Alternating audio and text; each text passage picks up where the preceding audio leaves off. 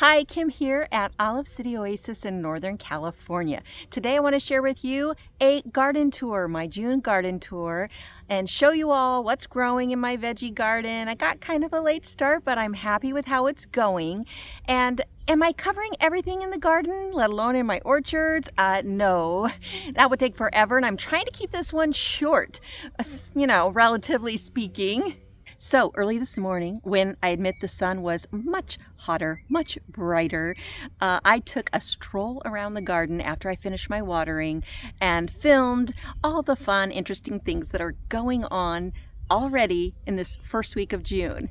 I am cutting back this season, growing a little less than I usually do in the way of annual veggies, but I've planted more fruit trees within the garden, and I'm just having a really good time and want to share it with you.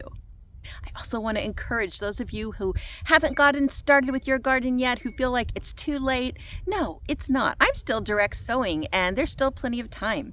Even if you're in a colder area than I am, you can still be growing some things right now. There's lots of veggies that grow in a short amount of time. So there's no rush. Do what you can now, little by little. That's kind of my motto these days. A little bit every day, progress will be made.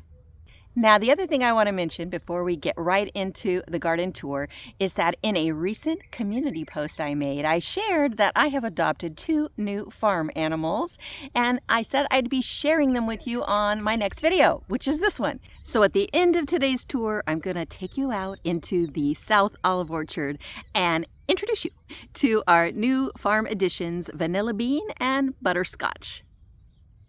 So first off, at the bottom of my garden, the far eastern end, I have my squash beds. And I've got zucchini growing here all along the way, and it's doing great. I direct sowed and they came up just fine. Here on the very end, next to this wire trellis, I have some Armenian cucumber plants starting to grow up. I think I have 6 or 7 along here. Last year I grew Armenian cucumbers here, which is why I have a few volunteers out there. And they did wonderfully on this trellis. And by the end of June, they'll be all the way up and they'll provide morning shade to the squash plants, which they will appreciate. In the bed next, I have other squash. I believe it's delicata, as well as I direct sowed some watermelon down on this end. So I have had great success with watermelon down in these beds in past years because they just love the full sun all day long. However, I did have a few issues this spring. One was the first time I direct sowed, nothing came up. The seeds are getting a little old. I'm going to save new seeds this year. But I sowed again and they came up. I had a really huge one, the best one of all in this corner. And I came out a few mornings ago and it was gone. Just completely gone. So anyway, I believe it was a squirrel or maybe a mouse. Got some random gladioli here, which are lovely. And the watermelon are just starting to take off. And like I said, next to them, I have delicata doing very nicely. And then over by the fence that separates the garden area from one of my orchards, the South Orchard, where my chickens love to roam, I have more squash. Next to my very tired looking bearded iris leaves, I have some, what is this? Oh yes, I can see, golden zucchini. So the first bed was regular dark green zucchini. This is some yellow zucchini. And yes, I've already got zucchini in both beds, so very happy about that. And at the back of this bed, I have some sunflowers coming up nicely. And again, they're going to give some filtered shade during the midst of July and August, the hottest parts of the year here, where it can get 110, 115, even higher. Little mulberry tree right now providing a little tiny bit of filtered shade. Down here past my long since their prime bearded irises that I need to cut back, I have some volunteer calendula looking nice and pretty. This is the strawberry blonde variety. I'm going to stick a photo here in the corner to let you see. I had a very weird one of these come up. It bloomed, like regular, but then as the main bloom died, well, 5 or 6, can't remember exactly how many, other calendula blooms came out from the same stem all around it. Very interesting. Another little mulberry bush here. Well, I say bush. It's actually getting to be quite the tree now, and gave me quite a few mulberries this year. Not as many as my, 30, 40-year-old mulberry tree that gives me thousands, but it was nice. Now looking up the slope toward the west is the rest of my vegetable garden. At the very top, under the mulberry and olive trees next to my duck pen, I have some trees and plants that prefer, or at least thrive, in a little bit of afternoon shade, which they get, and it's where I love to sit and enjoy myself in the late afternoon, early evening, because it's so cool and just beautiful. So let's look at the veggies I've got going. In this bed, I'm growing some, what is this, emerald gem melon. And to climb up the trellis, I've got some Richmond apple cucumber on both sides.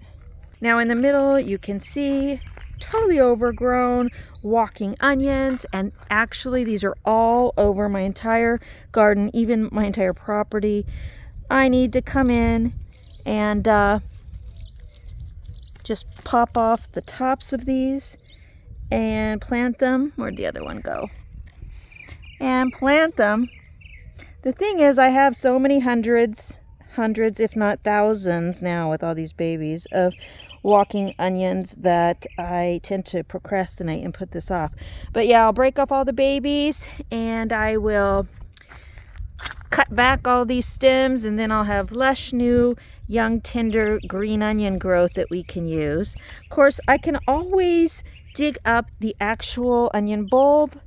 You can see them in there, and sometimes they get to be up to 3 inches in diameter if they're several years old. And then, I have bulb onion as well. Here on this side of the green onions there, I've got, what is that? Oh, that's a purple teepee bush bean. And what I planted here to grow on this trellis didn't do well. I can't even remember what it was, but I've got some Chinese long red noodle beans on order, and that's what I'm going to plant there. Here I've got some peppers, some red snacking peppers. Let's see, are there any on here yet? Lots of blossoms.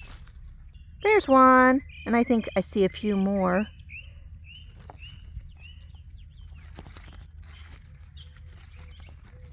Oh, yep, there's a few more too. So my pepper production this year is going to be good come August, but right now, sadly lacking. These two are just starting to fruit, and my hot banana pepper, let's go look at that one. Some sweet chamomile here. I think this is blooming for the 3rd time at least. I've already done several harvests. Probably do one more before I cut these down to the ground. They just regrow and self-seed every year. Great perennial herb, and of course makes delicious tea. And then right near them is my hot banana pepper plant. Has, let's see, 1, 2, 3, 4, 5, at least 5, 6 peppers on it right now. Love those little blossoms. But most of my peppers are this size. These are Jimmy Nardellos, which we love. They're not looking amazing, but I think they're doing better since I transplanted them from their little tiny seed trays. And I have, I think, about 8 more of them to put somewhere in the garden. These are just in my little backyard patio kitchen garden. As is this zucchini and these tomatoes. And of course, everywhere around the garden, the lovely, delicious, perennial purple tree kale. As far as tomatoes go, I do have cherry tomatoes, sun golds and sweet 100s growing, as well as Romas all over the place here in my patio garden, as well as here in my veggie garden. So right in the middle of my veggie raised beds, I've got sun golds here, which by the way, I have already been enjoying. You see any little splotches of orange, when I spot them, I grab them and enjoy them for breakfast. or lunch, or, you know, anytime at all. Definitely my favorite cherry tomato. But yes, I also have some Romas going on, and they're developing in here on several plants. Some summer savory there. So amidst the Roma tomatoes and the summer savory and some sun gold tomatoes, these perennial artichokes that are like 8 years old have come up, and I just let them go to flower because the purple flowers are so beautiful. And it's not just me that thinks so, obviously. Anything to welcome the pollinators in is a great thing to put in your garden. And I don't have to do anything for this artichoke. And of course, right outside the bed and everywhere you look, you'll find volunteer borage plants, because I always have a jungle of borage. Just dozens of the plants, all seeded, and they look gorgeous all spring. Then I cut them back, but then new volunteers definitely arise all summer long. I'll show you some. So here, just next to one of my tomato beds, I've got some melons growing in containers. And looky down here, guess what those are? Yes, volunteer borage. You will see borage coming up everywhere once you've grown it just a year or two. It's not really an issue though. You can easily pop these little seedlings out when they're young, or even as they get older. When they're really big, you almost have to take a saw to them. And another sprouting in the middle of the walkway. And more. Oh, this one is starting to bloom as well.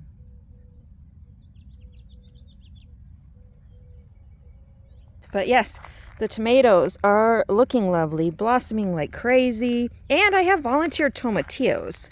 I did not plant any, but all those in the middle are tomatillos, because I grew tomatillos in here last year. And I've even found a few tomatillo plants in other places. Oh, there's just some compost tea brewing. But yeah, if we move up into the next bed, hello, owl. That's a volunteer tomatillo, and it's definitely blossoming. And I think that's a volunteer cherry tomato. I left them here because I'm not growing anything on this side of the bed. Well, that's a huge volunteer bee balm I'm going to take out, but not yet. And in this bed, next to the volunteer tomatillo bed, which has a cherry tree and a transplanted blood orange tree, I've got another blood orange tree here with some fruit on it and some butternut squash that's looking amazing considering it's very young. Direct sowed. All my squash and peppers were direct sown this year. I didn't start any seeds in the house this year. No, I started a couple on the back patio, but mostly I direct sowed out in the garden, and it worked great. So in this bed with the butternut, like I said, I have a young cherry tree, and then I've got berries, blackberries, and more blackberries. I've been harvesting them constantly. Here is a lime tree that I've been growing in a container for several years. It was root bound. I took it out. It looked horrible, but it is now growing new leaves, and I think it's gonna do well. And there's another butternut next to it. Got about 30 large blackberries here. Blackberries are one of the things that you need to harvest every day or two and take them as soon as they're ripe. I throw mine in the freezer, and then when I have enough, I make a cobbler, or you could mix it into ice cream. They do make such a delicious breakfast or dessert or snack, or really just eat them anytime you want. They're so good for you, and just such a rewarding treat for all your hard work in the garden. Next to that bed, I have some bulbonions, red bulbonions, and some osteospermum, or African daisies, and a very, very gone to seed Swiss chard. So I need to come in and cut that back, but right now I'm letting the birds and bees enjoy it, and it's providing some shade for the garden. But yeah, I will cut that back. That thing is old, several years old, and it just does perfectly well. Swiss chard perennializes quite well in zone 9B. And then my echinacea volunteers are looking lovely. That one's in full bloom. This one is about to start blooming. Got another squash of some sort in there. I'm still planting. I'm totally not done. I have lots of containers and a few areas in my beds that I can still put more things in. But aren't those echinacea gorgeous? Got another volunteer echinacea plant right here. These are just in my wide pathway. I thought this one might be a lime green one, but nope, the color is going to come in purple too. Purple coneflowers. Makes a wonderful tea, medicinal and delicious. So here in this southwest corner of my back garden, I mostly have young fruit trees and flowers and some berries, blueberries and such. And they really are doing so well in this environment, more so every year as the trees get bigger, taller. And yeah, I'm just loving this area. And yes, I have several fig trees in here, as well as things like loquats, cherries, kumquats around here. Yeah, there's a beautiful kumquat there. Look at that. Yes, looking wonderful here. This has grown so much new growth since I brought it here to the partial shade. I have its, I was going to say twin, but triplet. I think there's 3 of them that I got at the same time when they were very tiny. And the other 2 are all right, but it does so much better in this partial shade. So I'm going to end up moving all of them to better microclimates this year. But the fig trees, just doing wonderfully here. This is a Peter's honey fig with that telltale striped skin. And here is a brown turkey fig, already loaded with fruit despite its young age. This is a cloned tree. In other words, I grew it from a cutting. And it's only 2 years since I put this cutting in this soil. Obviously, it was a thicker cutting than usual, but it took. And the tree is looking fabulous. Over there by my duck run, my second duck run, I have some berries planted and all my rhubarb, which I'm going to harvest today. And yes, those are apples you see over there. That was an Espalier apple tree with 6 different varieties of apples on it. But when my dad brought it to me, it was already missing one of the branches.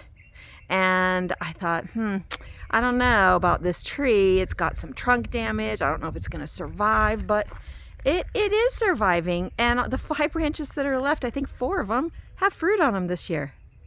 Another beautiful fig tree. This is another cutting from my brown turkey mother fig tree, and it also is full of fruit. I saw there's one larger one down here that is, turning color. So definitely going to be enjoying those very soon. And yes, you can see there outside my gooseberry bed, in addition to some gorgeous canna lilies that love this spot clearly.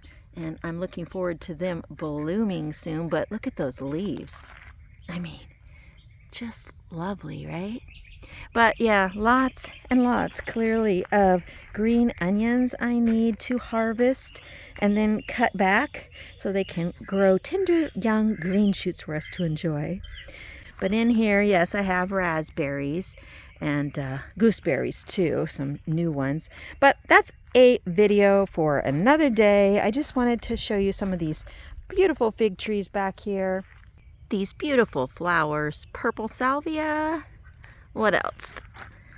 Yellow coreopsis and gorgeous tequila sunrise dahlias. Now back there is a bunch of collard and a little bit of dinosaur kale and purple tree kale that I need to cut the seed pods off of and groom, but it's one of those jobs I put off, so we'll get to it. But these dahlias, aren't they lovely? I want to take this plant and plant it in the ground, take some cuttings and grow a whole bunch more of them.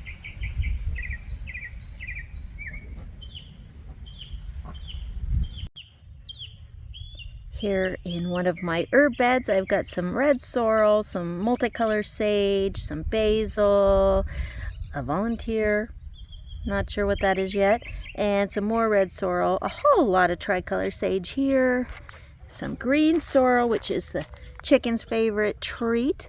Got some yarrow coming up there, and there's that honeysuckle that I transplanted all over the place from cutting. Some oregano going to flower, some lime thyme, and some gorgeous yarrow in bloom. Next to some summer savory, also starting to bloom. And the rest of the herb bed needs an overhaul. I've got overgrown savory, overgrown oregano, a bee balm that needs to come out, an empty bed at the end, although the honeysuckle down there that I planted is doing great. And take a look at this volunteer sunflower about to bloom up there. I get a volunteer sunflower right here almost every year. Almost forgot this little bed here, along with my dandelions, weeds, cardboard that needs wood chips on top of it. I have some butternut squash. I have some really well growing honeysuckle starting to climb the trellis, some red long Chinese noodle beans at the back, and some kabocha squash. And here's some more kabocha squash, and that's a bee balm that I need to get out because they spread like crazy. Yeah, here are my other pepper seedlings. I've got, it looks like 4 more Jimmy Nardellos, and I guess I do have 3 baby little peppers that aren't Nardellos. They are Buena Mulata, what's that one? A Cubanelle, and a Tequila Sunrise. Yeah, and that's just my star fruit. And what else? My black sapote chocolate pudding fruit, my peanut butter tree. What is this one's? My Barbados cherry, getting tall. And down here is my lemon Cattleya guava. Oh, I want to show you these. Aren't those gorgeous? I mean, this is something different, but these here, these are Nemesia, which I accidentally broke off little 3-inch pieces, 2 of them, and put them here, and they grew. They rooted and grew beautifully. But yeah, I broke them off, get past my stevia, to the mother plant right here, Nemesia. Isn't that beautiful? And apparently grows very well from cuttings or breakages. Yep. Oh, bougainvillea going in the ground soon. Can you see them down there? Hi guys.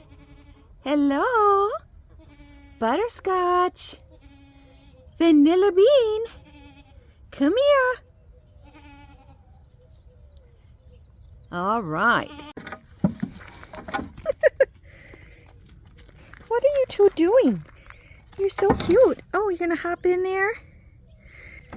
So I have to put in a higher floor in here so they can easily reach their hay.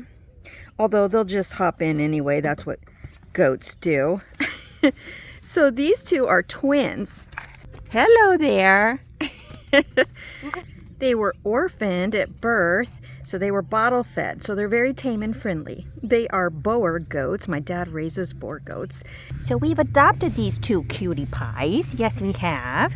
It is difficult to film them because they are always running and jumping on everything. But they are just sweet as can be, and we're happy to have them. They are going to take care of all the olive suckers in this part of the orchard. As you know, if you've followed my channel for any length of time, we have 2 sheep, Toffee and Coco, over in my north orchard, which has about 70 trees. My south orchard has about 30 olive trees. They're all about 80 to 120 years old, and they grow suckers like crazy. Tall suckers, short suckers. This tree has a little jungle growing out of the bottom of it. So does the one down there. Fortunately, both sheep and goats love to eat olive leaves. And goats like to eat the branches too. Don't ya? Don't ya, Butterscotch? Yeah. They've already started making a dent in the suckers in just the couple of days that they've been here.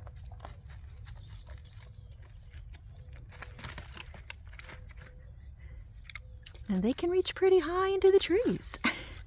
I guarantee that within a month, The suckers in here will be pretty much completely gone, thanks to these hungry ones. Meanwhile, we get to enjoy just how cute and lovable they are.